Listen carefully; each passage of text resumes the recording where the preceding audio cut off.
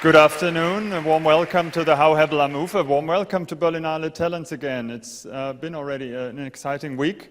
Some of you will know my texts already in the meantime, but still I'm very excited, and I really mean it, because one session is coming up that we are very excited about, and especially because of the guests that we are going to have. But first of all, please let me introduce you to the moderator of the session. It's Christoph Gröner.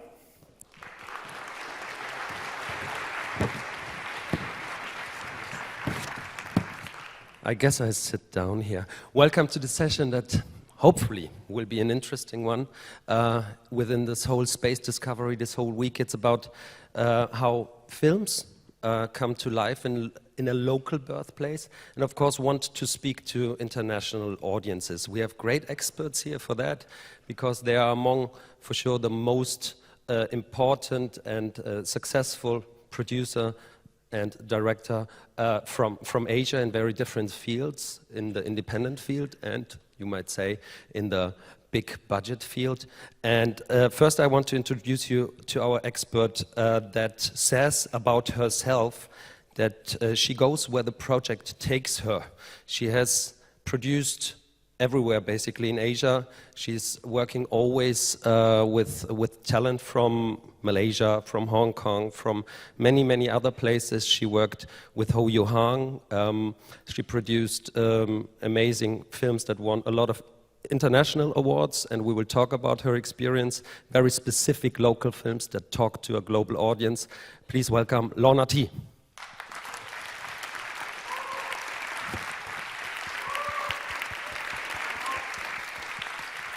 Hello. And the director I'm going to present to you right now, you don't, of course, know him just from his presence here last year with the Snowpiercer at Forum at Berlinale, but of course from the very start he was he talked to national audiences in South Korea in a way no director has talked to before. His film The Host, for example, had 13 million admissions. I wished a German film would ever reach that height of audience figures. It doesn't. And his films always combined, let's say, an intense appetite for playing with genre, with a deep rooting in local politics, in the social structure of South Korea, and later on with other projects in the whole of Asia or other places in Asia. And of course, Snowpiercer marked the first English language feature. Please welcome Bong Joon-Ho.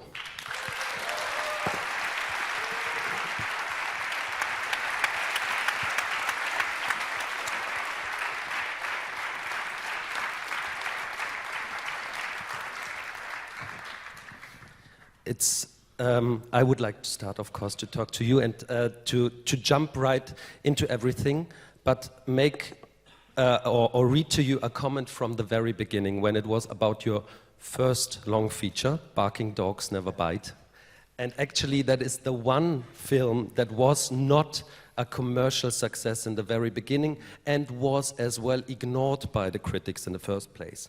And then a critic, a renowned critic, I don't know if I pronounce his name right, Ho Mon-young, a South Korean critic anyhow, said at the end of the year when Barking Dogs Never Bite came into cinemas in Korea, he said, in this film, in Barking Dogs Never Bite, warmth and coldness, laughter and fear, cynicism and tolerance, the realistic and the dreamlike all coexist. It struck a new chord that I couldn't understand in the first place. So he reconsidered, this critic reconsidered when you came on stage, end of the 90s, we're talking the year 2000 now. You were trying, of course, with your very first long film, something completely different within the new Korean wave to find a very specific language.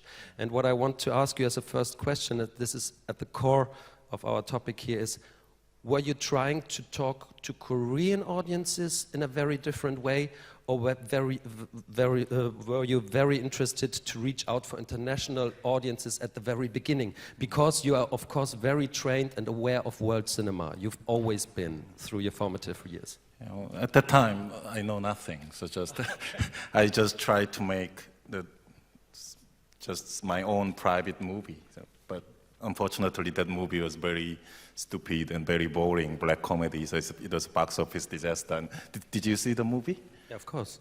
Oh, I please know forget it. Very well. I know it very well. Yeah, it's a very silly comedy of the guy who tried to kill the puppy, yeah, the guy who tried to eat the puppy, and the girl who tried to save puppy. It's a very strange story. I don't know why I tried to make that. But, yeah. So what did you reconsider? I mean, basically, if you see it like that nowadays, you know, like what you call it a private film nowadays, you know. So how did you make the transition, turning more towards the audience? At that time, I was very obsessional. I have to make some individual, very personal movie. Even that is my first feature film in industry, but I tried to keep myself 뭐라 그래야 될까? 단편 영화 찍을 때랑 똑같은 마음과 어떤 그러니까 똑같은 상태를 유지하려고 되게 애썼었어요. 거기에 되게 옵세션이 있었어요. I tried to keep my heart as where I would shoot a short film, because that was very important for me to have the same passion and the same heart. At the time, I already made 3 short films. Of course, very small movies. So, but even now I'm making feature film, something commercial in the industry. But I must not change. That kind of very pure and innocent obsession was in my mind at the time. So, 아까 뭐 질문의 핵심은 그거였잖아. 무슨 뭐 국내 관객이 어떻고 해외 관객 그런 거는 생각할 여유도 없었어요. 뭐 관객에 대해서 생각을 전혀 할 틈이 없었어요. And I think the other question you were asking was if I considered the national audience or the international audience. But at that time, I didn't have any mind for that. It was not any concern of mine during the filmmaking. Yet it traveled to many European festivals as well. So you made your first contact in a way with international audiences. I guess, or I know that also your short film Coherence back in '94 was also internationally seen. But Barking Dogs Never Bite definitely became a festival success, at least internationally already. Yeah, especially I was very happy when that movie Barking Dogs won a prize in Munich Festival. There was a big prize money, so I was very happy with that.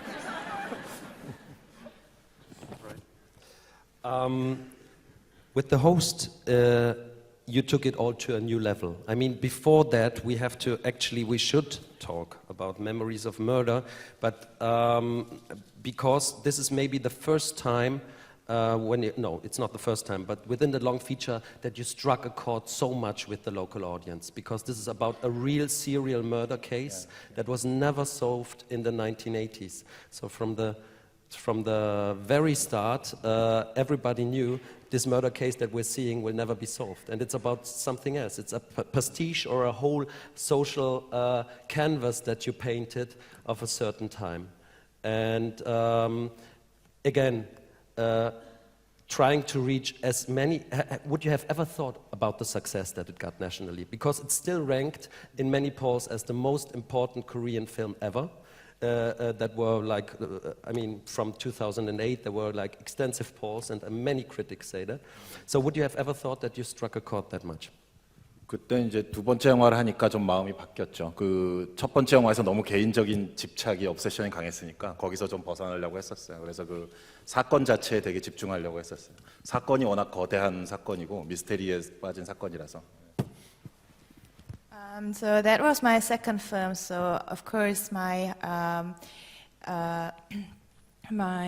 heart and also my mind for this film, for the second film, was different than the first one. And I really tried to concentrate on the happening of this film, the topic of this film. And this happening as such was a big issue already. So I tried to really concentrate on that while doing this film. We have a clip actually of the success that followed afterwards, because today we want to talk mainly about The Host and Snowpiercer and try to come across your notion of the filmic space and crossing, I mean, reaching farther than the filmic space, how to reach audiences beyond local audiences. So I would say let's roll the clip and first see the one clip from The Host to understand better. It's a monster film. Ha.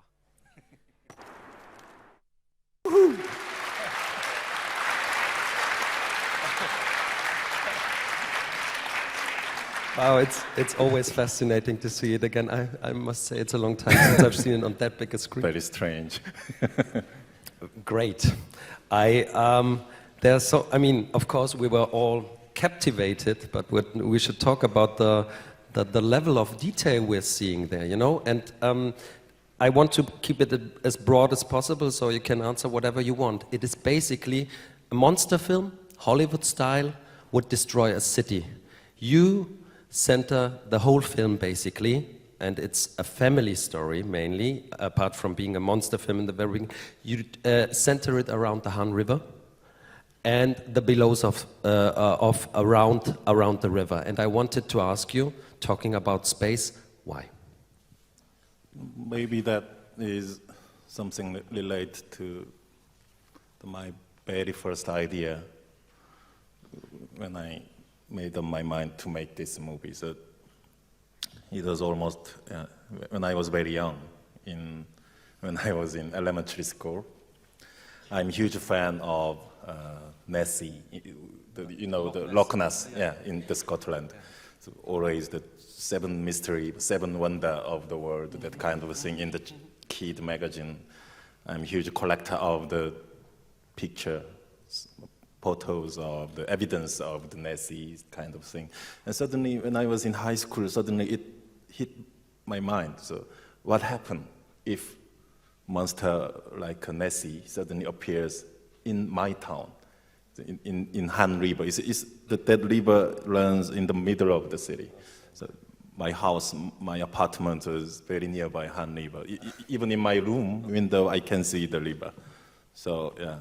고등학교 때 상태가 안 좋으니까는 자꾸 보잖아, 이렇게 밖에를 아무 멍하게 맨날 한강을 보는 거지. 그러니까 거기서 막 헛것이 보이는 거예요. 뭐 괴물이 나오는 것 같고. So during high school, I don't know, it's the mental situation maybe is not the best, and then you look out of the window and you get drawn and you think of many strange things, and so you imagine strange things also. I never used drugs at that time. But my condition was very bad.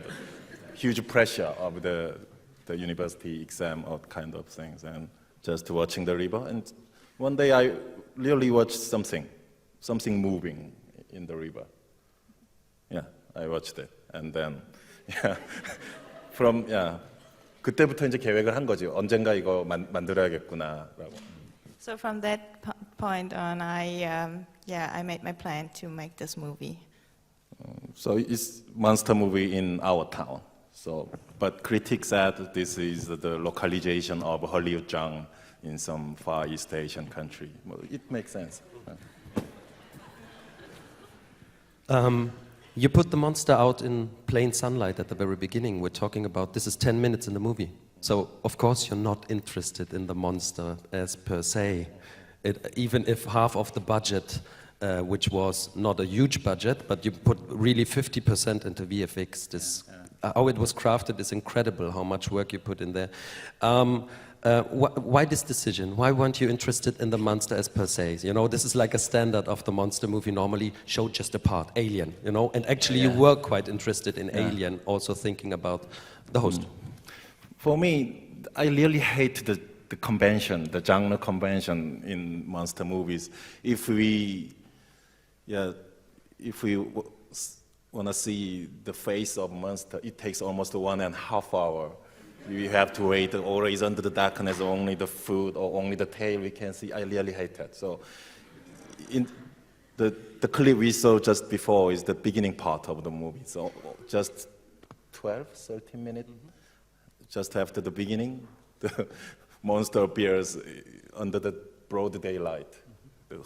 We can see her whole body very beautifully, and and also it's a matter of the story, the narrative, because we have to show many other story elements after monster appears, because it's not only the story about the monster, but also the story about family, and also the society never helped those poor family, or the other layers we have to show. So that is the reason we could not delay the first appearance of the monster.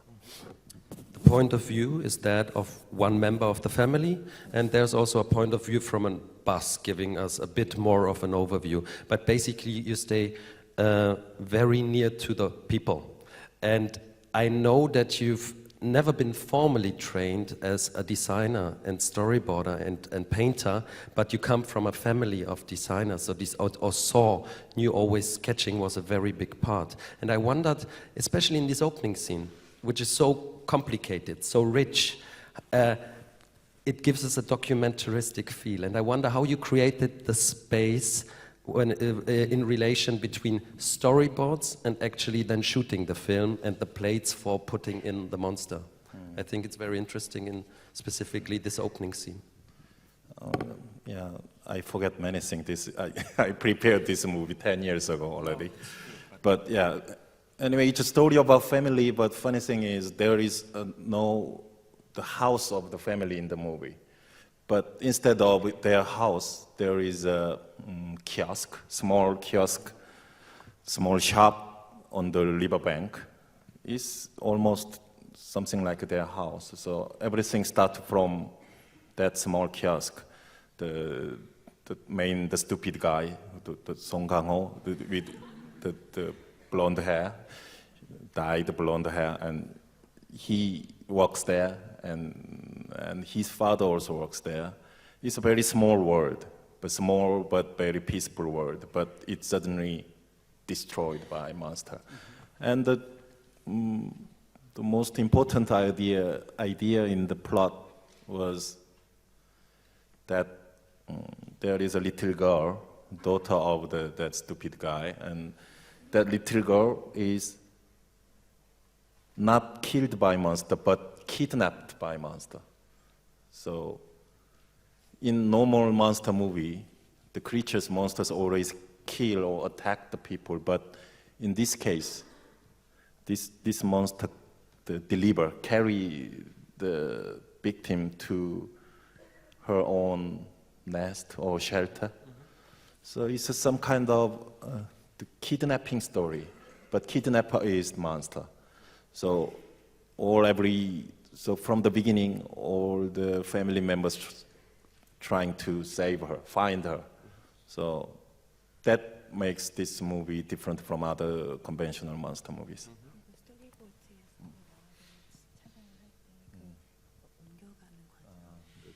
딴소리를 하고 있었구나 내가. Some more suggestions from behind. 딴소리를 해요 내가. 스토리보드는 제가 어릴 때부터 이제 만화를 되게 좋아했었고 많이 그려왔기 때문에 그런 장면들을 나열해서 스토리텔링 하는 거에 되게 익숙했었고요. Since I was little, I really liked mangas and comics, so I was always drawn to this kind of art, and I also draw a lot. 지금도 사실 만화가가 되고 싶은 생각이 있는데 영화 스토리보드를 그릴 때 왠지 그래픽 노블 내가 만화가가 된 것 같은 그런 즐거운 착각에 빠지곤 합니다. And still nowadays I wish I would be a manga artist. So when I draw my own storyboards, I'm for a short time in the dream or illusion that I would be a manga artist. And especially the clip we saw just before, the opening massacre sequence is very precisely, it's very same to my storyboard. Yeah, because it's a visual effect movie. Each creature shot is very, very expensive. So, yeah, we must organize and prepare everything very precisely because we don't have enough budget for VFX. So almost 괴물 한 샷당 가격이 뭐 3천만 원이 넘고 그래요. 그러니까 정확하게 어떤 샷에 어떻게 괴물을 써야 될지 스토리보드가 있어야 되죠. So just to give you an example, if for one shot with the monster, it's about like 30,000. So we really have to be sure what we are doing. So. What I was so surprised was that it still gives you this immediacy, you know. That's what I meant by documentaristic feel, you know, when you suddenly see the monster appear in the back, and it's all, you know, within like a normal social context, very everyday life context. I mean, it was still a lot of set dressing, I suppose, and production when it comes to placing every object, everything within the framework of along the river. I mean, it's one thing to create the VFX shot, which is extremely expensive, but maybe the other side, the production design there, were there many things found, or how meticulously was it created? 서로 다른 완전히 이질적인 서로 도저히 섞일 수 없는 요소를 같이 섞는 걸 좋아하는데요. 한 화면에. So I really like to mix two things which seem to be not belonging to each other, so very contrast things. So in this case, the creature, the monster, is very unrealistic, something from sci-fi, something from fantasy, but the setting, the background, Han River, the town, the city of Seoul is very realistic and also very contemporary. So our daily life. So 그 두 개를 충돌시키고 싶었던 거지. 그러니까 네가 말한 것처럼 되게 리얼리스틱하게 갈 수밖에 없는 거지. So that were the two things I wanted to mix in this film. So it's right as you said. It's I think these two things are the reasons why it looks very realistic. So 그래서 사이파이를 찍을수록 오히려 더 리얼해지고 싶달까? 몬스터 영화를 찍을수록 점점 더 오히려 모든 프로덕션 디자인이나 분위기들은 다큐멘터리처럼 찍고 싶은 그런 마음이 있는 거죠. So I think for me, when I shoot a sci-fi movie or I create a monster, then I have the wish to be more realistic and to really shoot in a documentary way. Yes. One question that ties together maybe most of your earlier films before Snowpiercer. If you think about The Host, we see the sewers and the upper surface. Barking dogs never bite, where the dogs are actually killed are in the ground floor. And in Memories of Murder, all the corpses are found below. So would you say these are all vertical films? Talking again about space, because we will talk about another film which is definitely not vertical but horizontal later on. Yeah. My production designer, who did my previous 3 movies, she also did the same question, like you. So why you so obsession on that kind of dark and dirty or vertical or very narrow spaces? So she asked me. So I said, I don't know why, but I have some obsession in that kind of place, and I always hope to put my characters in that kind of dirty places and in narrow places, dark places. And in case of Snowpiercer, it's a train movie, very narrow and very long. Yeah. I was so excited with that. And we'll have the chance to talk about it later on, of course. Following your obsession of confined spaces, maybe one prime example would be the first film you did internationally, if I recall it right, and that is Shaking Tokyo, as a part of an omnibus film called Tokyo, French-produced, and from 3 directors, Gondry, Carax, and you. And I always wondered how you felt for the first time to work in a country with a language, with an actor that's famous, that is not accustomed to your language, and how did you adapt as a director? Yeah, for me it was quite challenging at the time. So I intentionally, I didn't work with Korean crew members in the Tokyo location. So just me. I fly to the Tokyo, and all Japanese crew members, all Japanese actors. I was very isolated. It was very intentional isolation. I hoped that at the time. So, very first time on the first day of shooting, I was quite nervous because I don't know Japanese language at all. But strange thing happened. The second day afternoon, maybe, suddenly it feels like I understand everything. Of course, this is some kind of illusion, but anyway, I really believe the actors, and the actors also, they also believe me. We shared some emotion. So everything going on set is based on my own script with my own dialogue. Of course, there is such a great translator like her on set. I always depend on those translators, but sometimes without translation, I could understand the improvisation of the Japanese actors and some delicate emotions. It makes me very comfortable and very relaxed. So after that, everything goes on very smoothly, and that strange experience was very helpful to me when I was making the Snowpiercer, very first time working with American, European actors. So yeah, so and also in case of the host, on set there was quite many American, Australian, New Zealand crew members about the visual effect and special effect. So yeah, that was also quite helpful for making the Snowpiercer. With the host, you said, like, this is very specific. Basically, what I tried to capture in the first place was my view from the window, living there. Did you know Tokyo beforehand? In a way, did you have any Tokyo experience? Tokyo quite many times, because many film festivals there, Tokyo Film Festivals and Fukuoka, and yeah, Tokyo, the promotion, also the holidays, quite many times. So Tokyo is, of course, very close to Seoul, just a 2-hour flight.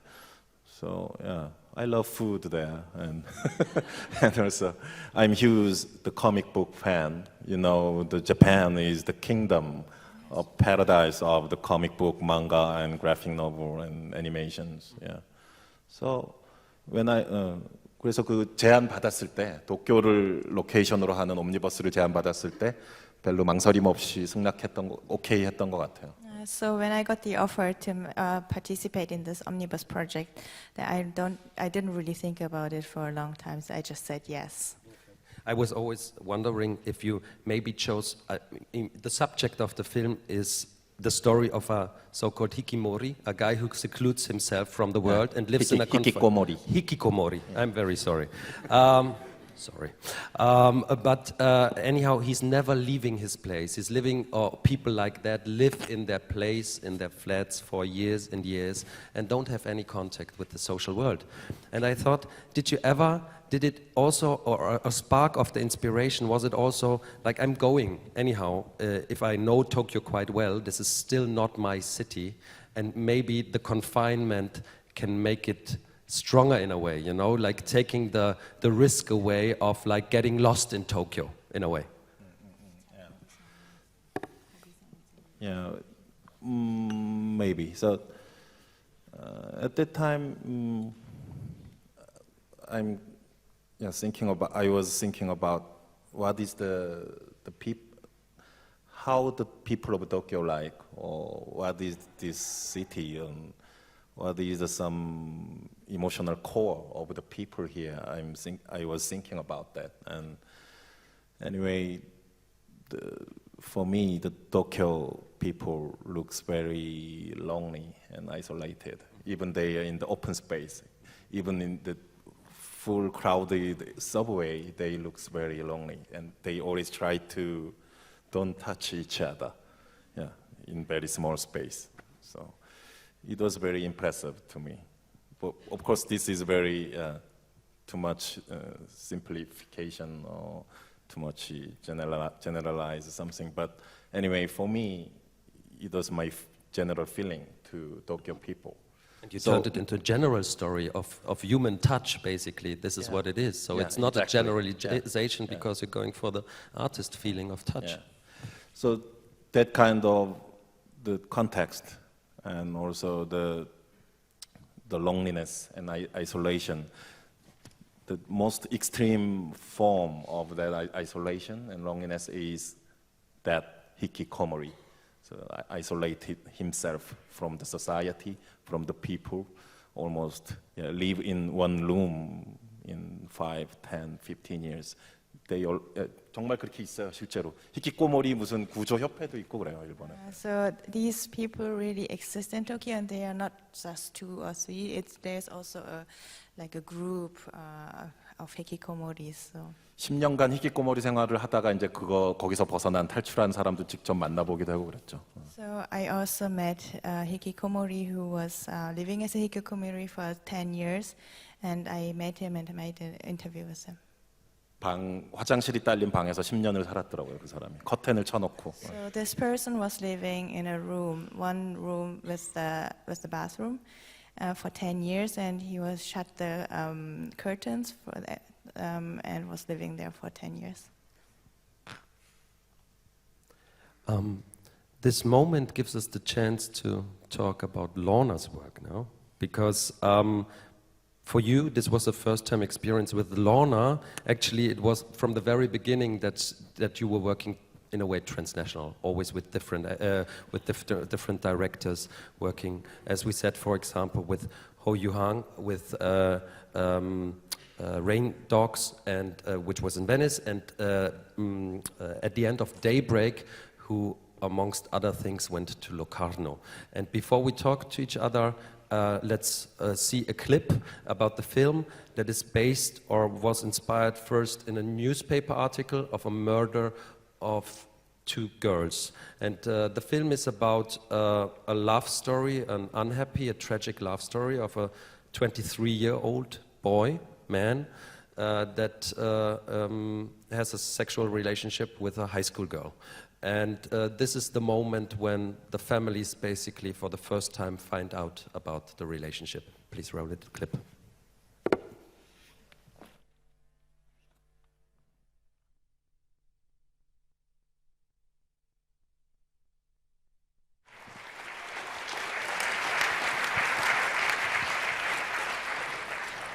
We don't have any big monsters in this film, but there's a lot of monsters in everybody's hearts in this film. So it's a bit interesting to be here today, and actually I had the idea of this panel because I wanted to start the fan club of Bong Joon-ho today, and so that I could be in the front seat row to listen to all that he's saying. Of course, no, it's 2 sides of the same coin. It's having a very specific, culturally specific films that reach out. And this is, with your film, as I said, it went, at the end of Daybreak, 2009, went to Locarno. It is a project that is a co-production between Malaysia and Hong Kong. And please say it right, so I don't say it wrong. But it's basically it is in Cantonese, the film, and it was for sure aiming for an international, regional audience at the very first moment. So please tell us about why we selected this clip, you know, this film, and what kind of a way it made from development to reaching out then with the final film. When I first started making films in Malaysia, one of the things we realized was we had a lot of film festivals that we could send our films to, and it was amazing, it was fun to have films shown in festivals and so forth. But after Rain Dogs going to Venice and it was shown in many festivals, I asked Ho Yu-hang a question as like, other than showing to festivals, shouldn't we want a film to be shown to more than the festivals? And we started from there, and I said, is there a film you want to make that we can work because I felt that in Malaysia, a lot of the independent films, the acting are very bad. So I said, we have a lot of good actors in Hong Kong that we all admire and we love. Why don't we try to combine that, you know, and they can come and shoot here. So the starting point was always like, we want to make a film that will go for the wider audience, but we also wanted to work with our idols from Hong Kong, because growing up in Malaysia as a sort of like, with a Chinese heritage, you watch a lot of Hong Kong films, and like all of us do, and it was from that starting point. And the actress that is in the film, Kara Wai Hong, she was a Shaw Brother movie star in the late 70s, early 80s. She was like the female action star of her time. And, you know, a lot of men in their 30s and 40s are still secretly in love with her. And so when Yu Hang finished writing a script, we sort of like, okay, who do we want? We had 3 or 4 candidates in mind. We all went to see them, but when we saw Kara, we just like, okay, she knew exactly what that role needed. And we didn't, she's not from Malaysia, but she just exactly knew the mores and the norms and everything. And when she appeared on set, it was just, she enabled all the actors. We had the lead boy also from Hong Kong, Choi Tin Yao, and so the two of them created a real nice synergy, energy, chemistry that allowed the less sort of like experienced actors on set to get the same energy. And that's something that I find for co-production to be really revitalizing, not just like getting money. Actually, it's a very funny financing structure. We had money from South Korea, but the company is no longer around, MNFC. Yeah, and we had money from Holland, Hubert Ball's fund, and we had, you know, so it's very weird when you're working in independent scene, you do whatever you can to get the films made, but then you come to a point where it worked, the energy worked, the film worked, and we went to Venice, but the real starting regional sort of like outreach of the film happened when she started winning awards, first at the Taipei Golden Horse for Best Supporting Actress, and then she won another 7 or 8 awards all over the region and internationally too. And then the film started getting distribution, and we sold the film to China for a very silly, small amount of money, and then we found out unofficially that it had about 400,000 downloads, and then we're like, fuck, we're screwed. And then, but we're very happy that so many people saw it, you know, despite the fact that it was never properly released and everything. So that was something that I felt was the first film that from Malaysia, from the independent sector, that went out to a wider audience in that sense. And an important thing is that, I mean, it had, of course, it's a low-budget film, but as you said, it was complicated to get the money together, and for an independent Malaysian film, it was quite a sum.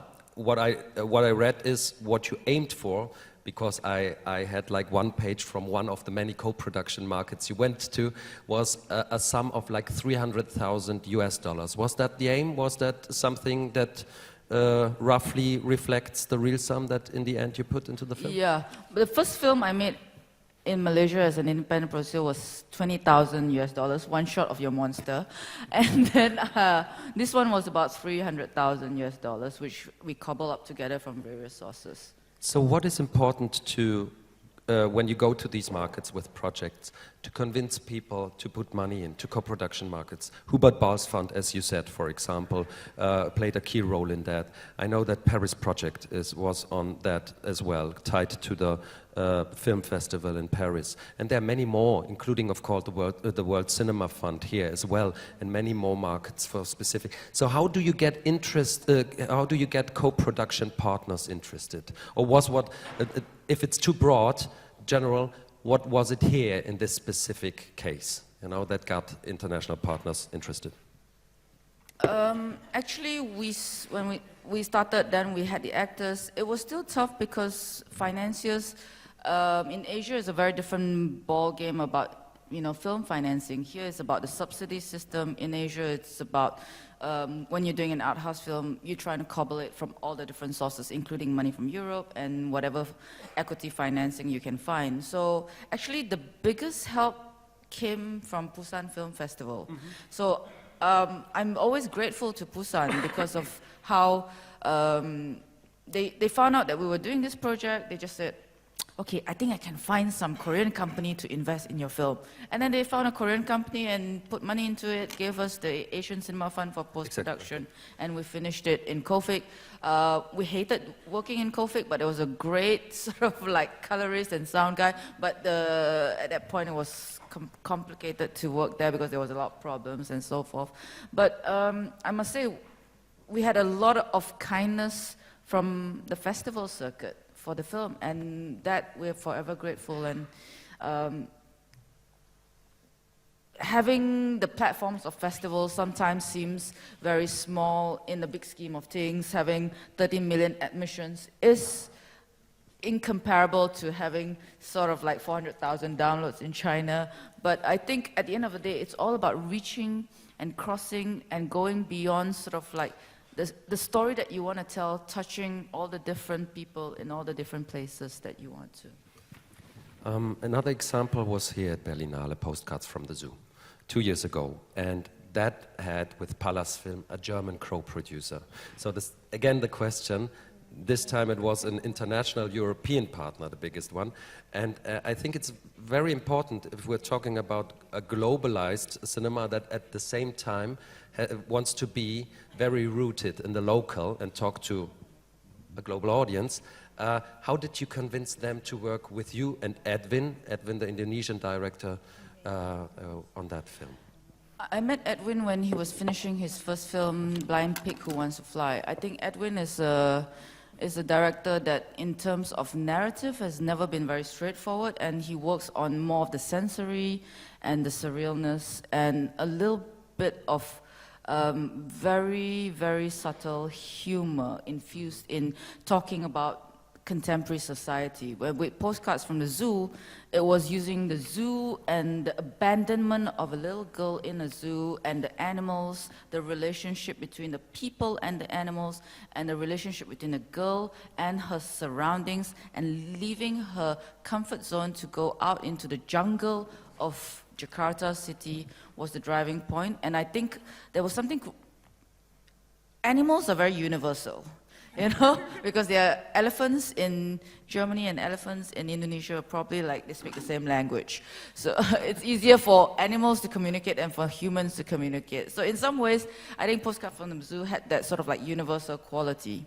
And then with his first film, he also got a lot of attention, but it was primarily us clicking with Baumi and Thanasis, and bless Baumi, Baumi was a German producer who knew and loved international cinema like nobody others. And it was really good to be able to work with Baumi before he left us. And yeah, so we sat down with Baumi, worked on the script, we showed him what we wanted to do, and they came on board immediately. And we got a lot of different fundings from Torino Film Lab, Sundance Lab, Göteborg Lab, Hubert Ball's Fund.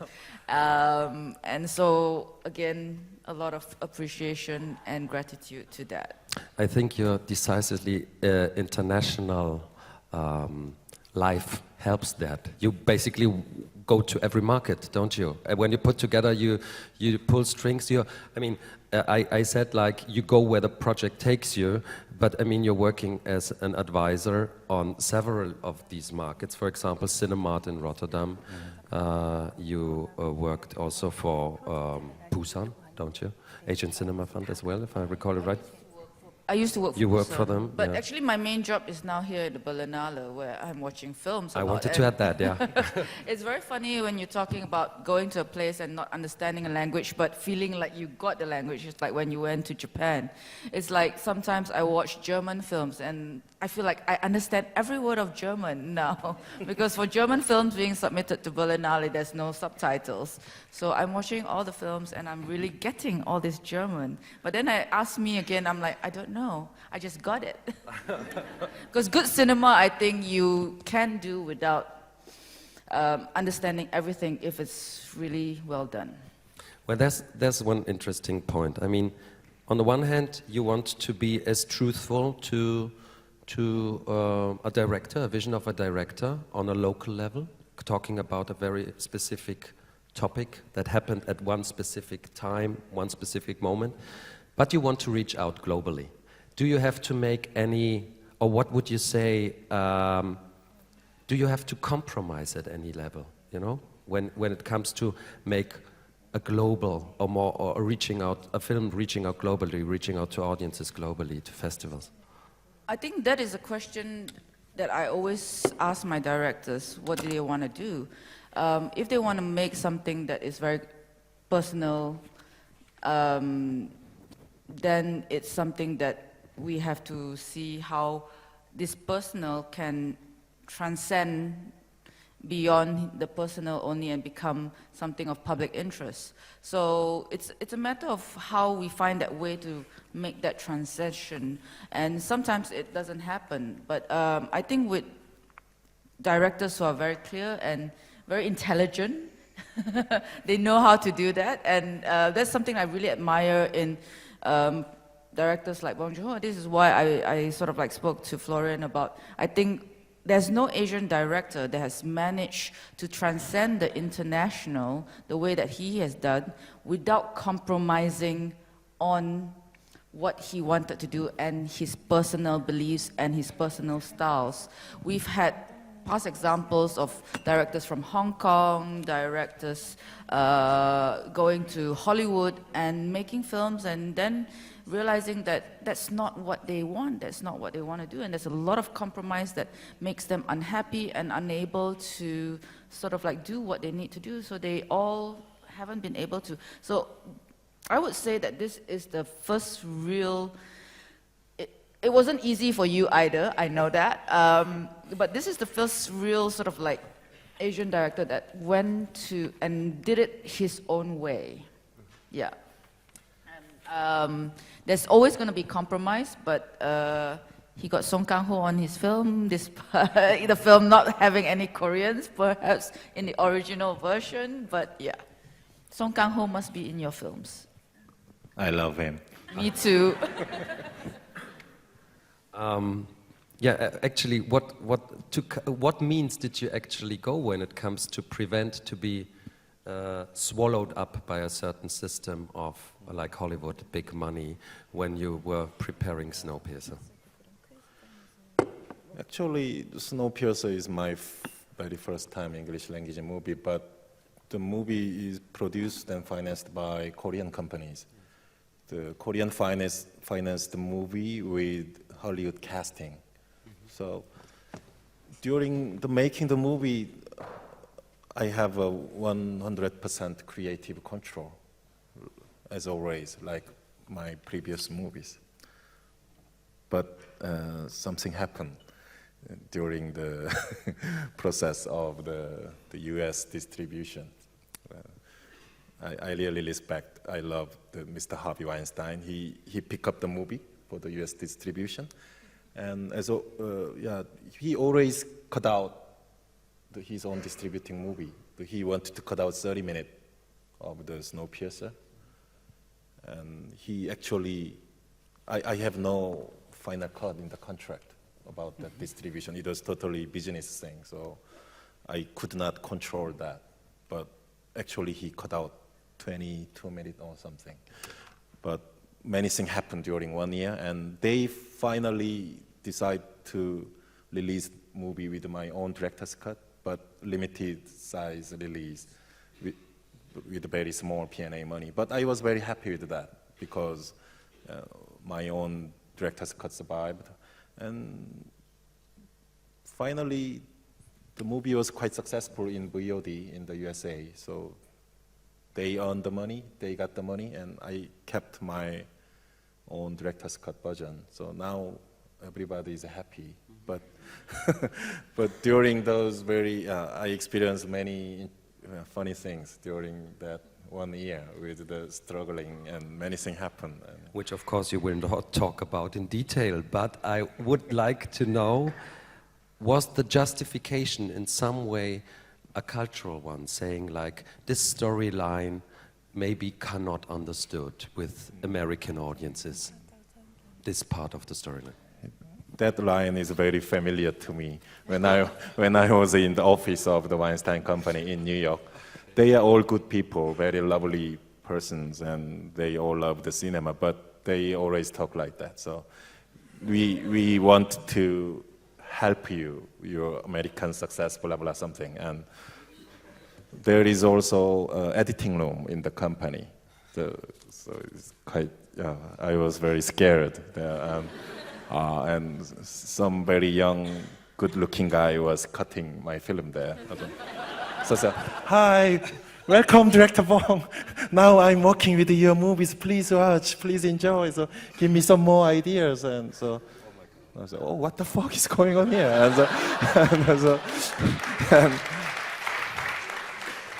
And funny thing is that in the other room, the other guy was cutting Wong Kar-wai's Grandmaster. So, wow, many things happened there in the office. Very interesting. And they all nice people and very kind to me. And We understood that. yeah, very good atmosphere and very good mood and such a nice people. But they think it's their job. Yeah. Their proper job, they think. They are very proud of it, and they really want to support me. But anyway, I don't like their editing, so, yeah. I mean, normally, just to understand the difference, I suppose you are a director that wants to be in the editing room every day. You are not a director, of course you are. Every day, because I don't like staying in my home, so every day. And, yeah. In Korea, I'm very free, so 100% control in every element, everything. I was lucky. The Snowpiercer was quite relatively big budget movie, $40 million US. But that's the biggest budget ever in Korea, isn't it? In Korea, it's the biggest one. Yes. But in point of view of Chris Evans, who was the main role, he said, "Oh, now I'm doing some very small but unique movie with Korean director," he said, because he is a Captain America in the USA. So, yeah, so the movie has a dual identity. So in Korea, people want some big, huge summertime blockbuster, but in case of the actors there, they think this movie is small and unique movie, small, unique sci-fi movie. So the movie has a dual identity. But for me, it's just my fifth film. I'm a bit curious because there was a concern in Korea with the investors before the film was released that the film was not Korean enough. How do you feel about when the audience? What was the audience reaction to the film? Do they feel like it's a Korean film? How? Yeah, many Korean audience in the internet, they said, "I hate Snowpiercer. Director Bong, please make the movie like a Host and the Memories of Murder kind of type movie again, please." And the other half love the movie, so it's a very splitted reaction in Korea. Before we talk in further detail, maybe one or two persons haven't seen it here in the room. And for these 1 and 2 persons, and for all the other fans, we have a part of the Snowpiercer for you. The whole film takes place inside a train. It's basically the rest of the world and the humans that have survived a global catastrophe run around in a train, the Snowpiercer, around the globe. And within there is a society that has formed at the one end, the low lives of the train, and at the very other end, of course, the biggest luxury that you can imagine. And here people are told what their actual place is and why they should stay in their place. Please roll the clip.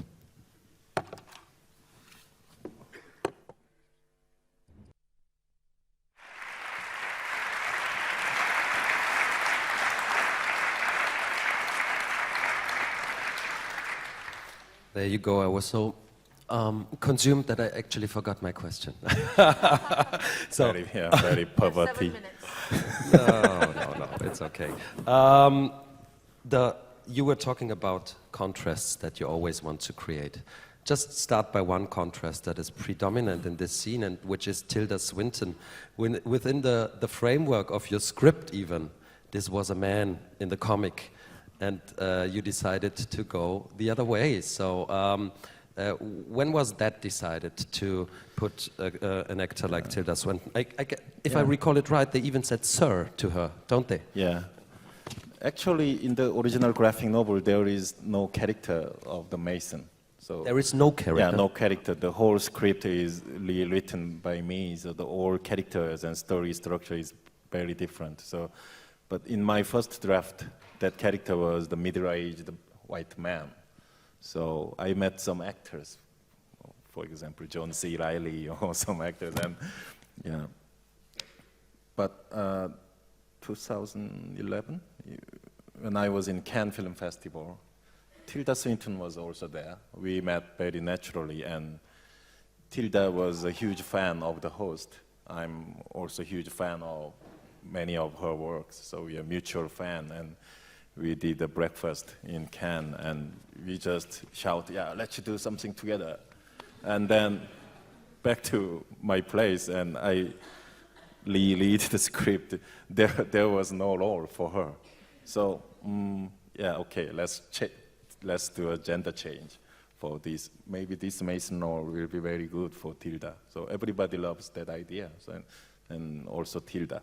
So she really enjoyed everything, the making every process of that character. Many things invented, created by her also, not only by myself and my script, many strange details, many very weird transformation. There is a lot of Tilda Swinton, her own ideas. So, for example, the teeth or the glasses or so on? Much more. So, 그밖에 뭐 저게 많이 자제한 거예요. 사실 뭐 다른 아이들이 되게 더 많았는데 막 거의 막 형체를 알아볼 수 없게 막 변신이 되더라고요. So actually, she had a lot more ideas, but this is the reduced version which you are seeing on the screen. So there are also moments when I barely could like really recognize her. So it's yeah, it grew. There's a lot of politics in this film. Maybe you could say they are more obvious than in your previous films. In a way, but there's no realism whatsoever anymore. This is a fantasy world. So you could say it must have been a complete new venture from you. I know that you were fascinated with Transnational or Snowpiercer from before the start even of The Host, if I recall it right. I somewhere read you read it standing in a graphic novel shop in Seoul somewhere and couldn't stop.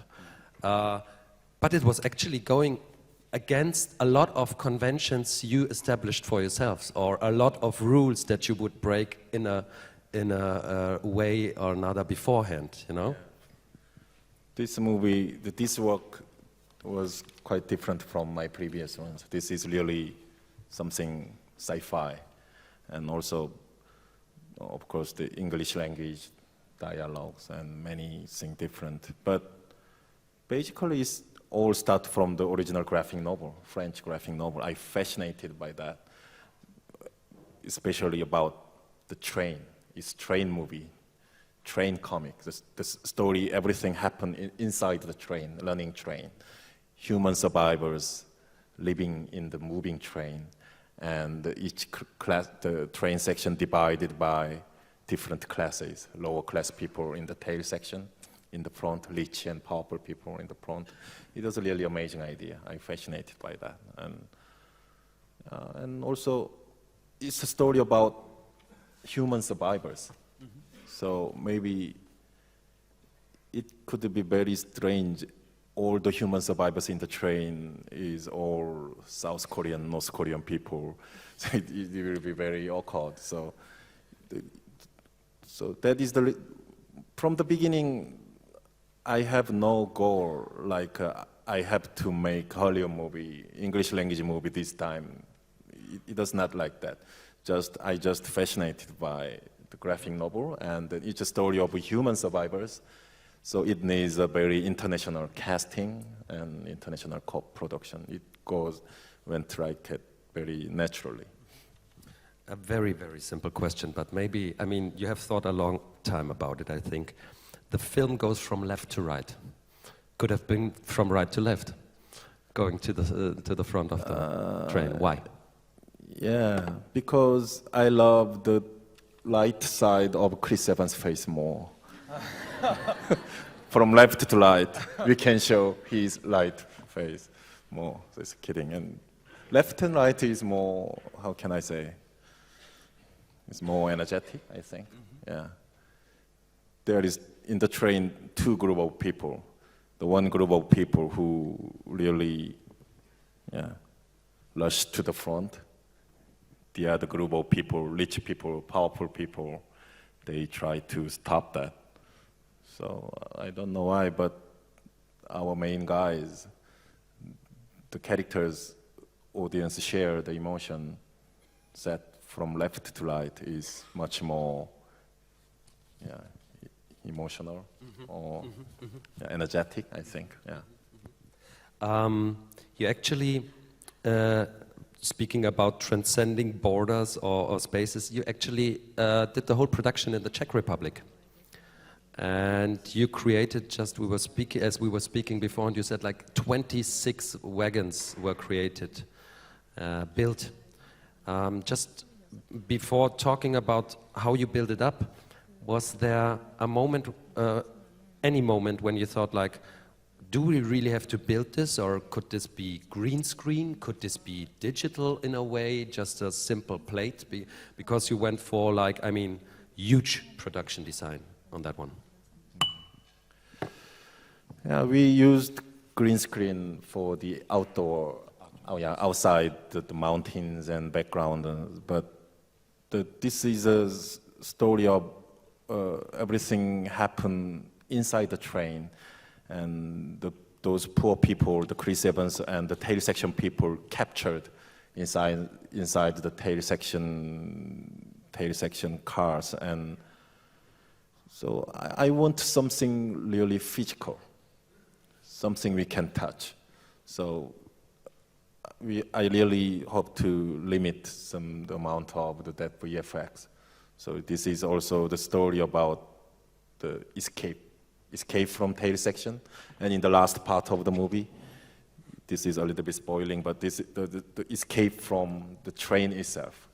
So 그런 탈출이 의미를 가지려면 제대로 갇혀 있다는 느낌이 나야 되는데, 갇힌 느낌이 나려면 물질적으로 그 갇혀 있는 느낌이 표현되려면 실제 세트가 필요한 거죠.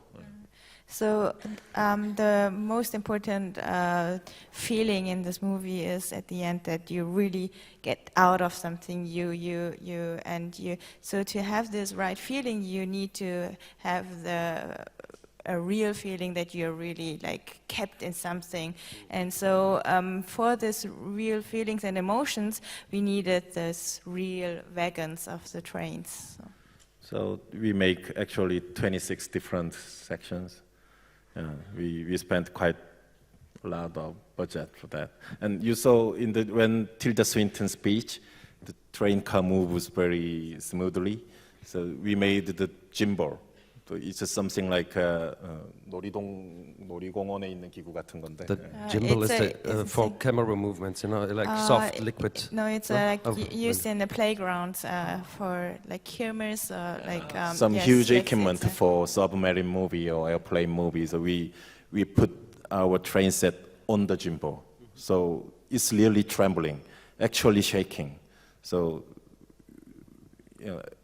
during the shooting in 2 or 3 p.m., me and the crew members all the very car sickness because it's really shake. Yeah.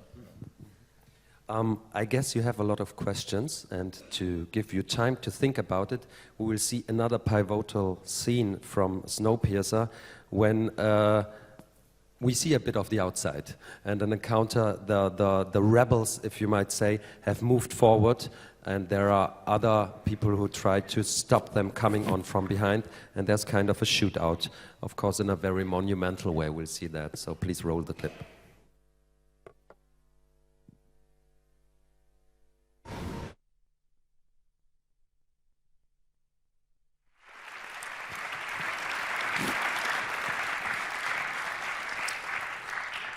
I always love the scene very much because with all the confinement we've seen before, here you decided to transcend everything of the logical length, if you want to. You know, this is like a confrontation, which is so condensed with a moving train, and they constantly shoot towards each other on the moving train, and yet they hit exactly like that, and you see one end and the other end, and it suddenly seems it's like kilometers long. And I loved it how you expand the space here, you know. And was that also already in the comic very much, or was that some idea that you had very specifically on the script with the storyboards? This strange gunfight, the basic idea came from during my screenwriting. So actually, I think this movie is basically a very train movie. So I really hope to try almost everything we can do, everything filmmaker can do with the train. So because train is very special, unique cinematic space. It's very narrow and long, but it's not corridor. It's narrow and long, but it moves and it bends like a snake. So it's something. It's a huge bunch of metal, but it's alive. So this kind of scene is from that basic element of the train itself. So 우리가 기차 타고 가다 보면 이렇게 앞칸이 보일 때가 있잖아요. 꺾어지면서 그런 때 아이디어를 얻었고요. So when we are riding the train, sometimes when it goes into a very sharp curve, then you cannot see in front what's coming next. So at that moment, I got this idea. And in the United States, there is the railroad almost similar to this. It's almost not a circle, but it's the U-shaped railroad. So if very long train runs that railroad, we can see the other cars from the window. So with that special situation, I really hope to show some very strange Western-like gunfight in the running train. But I extend the cinematic time too much. So it's very strange. I hate the sequence. That's a surprise, actually. I'm curious, when you released this film in America, I heard that it was shown on a train. They showed the film on a train and the audience were watching the film in a train. How was that? Weinstein company, they tried many interesting promotions. So it was in Texas. They rented some real train car and they really made some sushi bar inside the train and discotheque, like the movie. They make that, and 300 or 400 the Texas Austin, the film manias, film buffs on the train. We learned to some place, and there was some big outdoor screening of the Alamo Draft House, the big screening. It was great, wonderful. And then we watched the movie in the outdoor, the huge attack of the Texas mosquito, and then we back to the city by that train. It was a very special experience. I'm sure you have a lot of questions. In which direction? Okay, this is the first one and the second one over there, please. No, it's you. Yes, it's you. I've got a question with John Wood. I'm quite fascinated with your use of profiling close-ups in your movies, especially like Snowpiercer and Mother. And my question is, what do you see in these kind of close-ups in comparison to like frontal close-ups? He's fascinated with the prophilic close-ups that Bong Joon-Ho is using, and what do they transmit for you in contrast to like having direct close-up, frontal close-ups? I think it's sexy, and I don't know why, but in case of Mother, that profile close-up used quite many times, especially for the son character. That character has many secrets, something behind. So when we saw the left side of the face, it means the other side is hidden. So it's quite different from we saw both sides of face from the frontal. In case of Snowpiercer, yeah, it's a movie about the moving energy from, he said just before, it's from back of the train to the front of the train. On the screen, it's from left to right. Those kind of profile close-up make some energy to some direction, because we always watching some spot, some direction of if each character watching somewhere, the audience always follow that. So that in Snowpiercer many times that our main characters watching the right side of the space, which means the front of the train. Yeah, I really hope to accumulate that energy during the movie from the beginning to the end.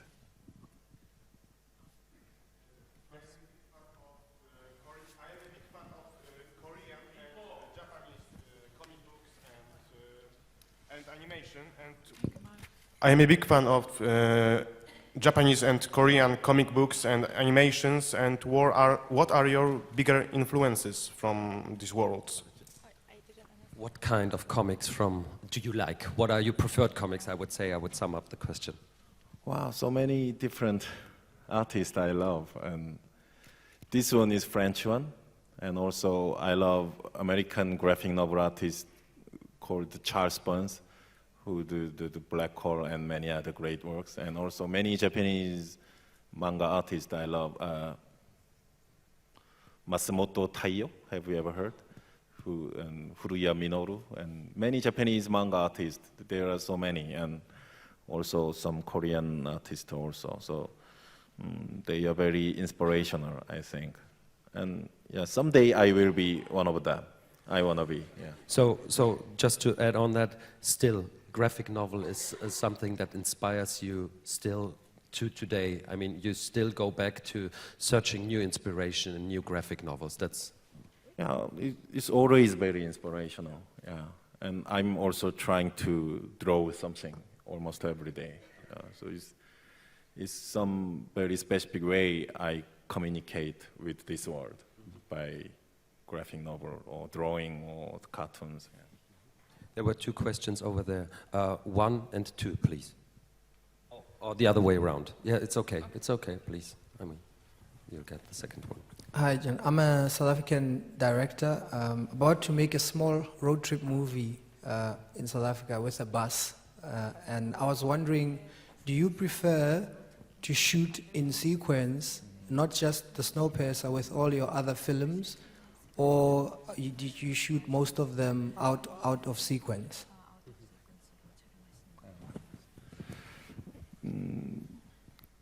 For me, I'm always very nervous, full of anxiety during the production period.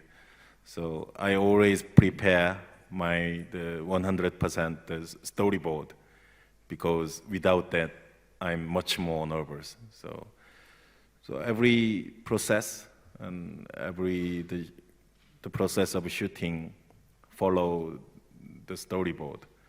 So the very final movie, even the final movie is not so much different from my storyboard.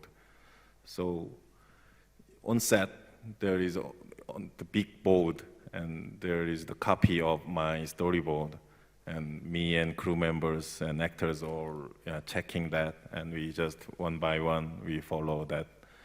And 그리고 한국은 in Korean film industry we have on-set editing with the laptop. We edit during shooting at the same time, because Korean people are very obsessive and very hot-tempered, and so cannot wait. So the editing process. So we do it almost simultaneously. So it makes our production very precise. But the 단점도 있는 것 같아요. 좀 이렇게 현장에서 많이 바꾸기도 하고 새로운 아이디어도 많이 얻어야 되는데 너무 스토리보드에만 의지하는 경향이 또 생기기도 하고요. But I think it also has negative points because I just said you should be also able to like improvise or like react of certain things. But if you stick too much to the storyboard, then you have not that freedoms. For me, I really hate the rehearsal, the whole scene, like a staging, like a stage acting or something. So this is the space. You here, you there, and then let's do the whole scene. Let's rehearse the whole scene. That is very stupid thing, I think. So there exists shots, each shots, and we are going to combine. We are going to construct the whole scene very cinematically, I think, with the editing and many other things. Makes the set like the theater stage and rehearse the whole scene is I really hate it. Would you ever accept, by the way, would you ever accept any thing of improvisation on the set after the rehearsal? Some new offers? Yeah. Camera position and lighting and many other things all precisely controlled by the storyboard and myself. But in case of acting, performance, I always try to stimulate the actors to improvise something alive, something low, something bold on set. For example, the clip we saw just before, Tilda Swinton's speech, when she started the speaking, something ding, fall down on set. She turned back and a little bit angry. It just happened on set. It was never intended, but Tilda was amazing. When it happened, some extra guy it was a mistake of falling down something, but Tilda was so amazing. She immediately, by instinct, she reacted that, and wow! And I was very happy when I watching that on the monitor. It was a great moment, and I choose that take in the editing room, of course. Hello, I hope not to be off of topic. I want to make you a question about the film you made in Korea, because I'm writing a thesis in the University of Paris about the new Korean cinema, and especially I'm studying deeply your film Memories of Murder and Mother, and I want to know how do you explain your focus on the violence, gore violence, and also to traumatic experiences that are always present in your films, as in many other films of Korean directors. 제 영화에서 폭력은 되게 갑작스럽게 터지죠. 관객이나 등장인물이나 그걸 준비할 시간이 별로 없죠.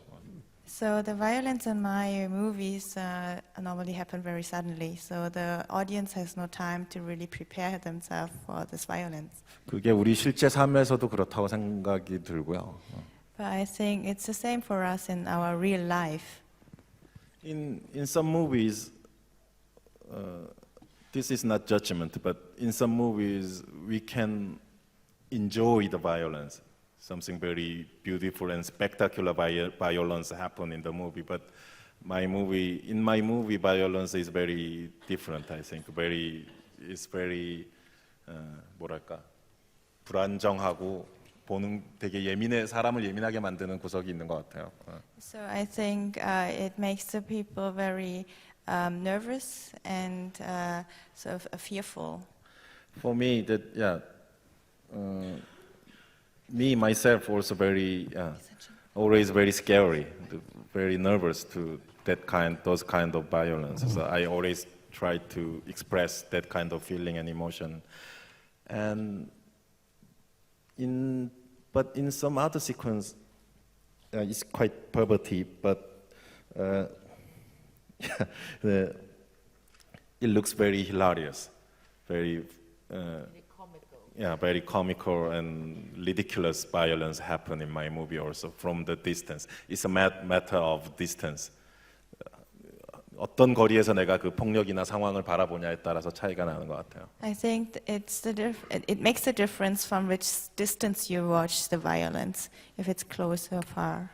in case of Memories of Murder, there is a lot of violence in the movie, but especially in the beginning part, those violences are very comic and strange and very weird feelings. So looking that, it is very absurd and very ridiculous, I think.